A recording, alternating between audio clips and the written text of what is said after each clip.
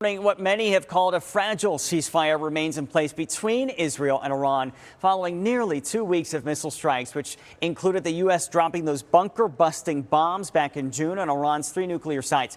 Questions remain right now about how much damage that U.S. operation actually did. I recently spoke to Senator Mark Kelly about this ongoing situation.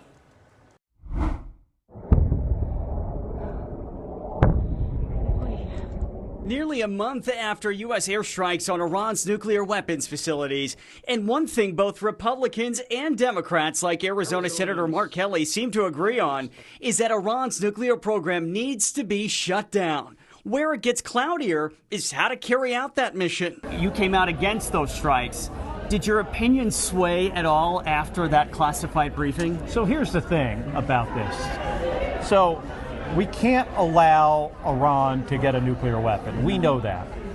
In this case, this White House did not exhaust all the diplomatic options here. They just didn't, and they should have. But the White House points to Israeli intelligence, which says Iran was closer than previously believed to building nuclear weapons.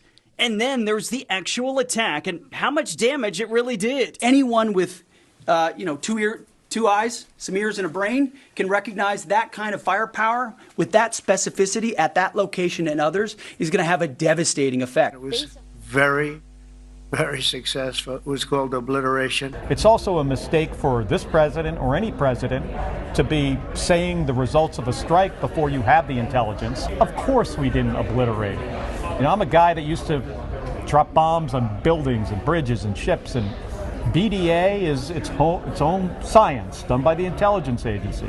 You don't want to get ahead of it. He got ahead of it. Time is going to tell. In the meantime, the UN said Monday it would reimpose sanctions on Iran if no deal was reached on that country's nuclear program. Iran says they would react accordingly, but did not elaborate beyond that. So count on ABC 15 to continue tracking this situation that seems to change day to day.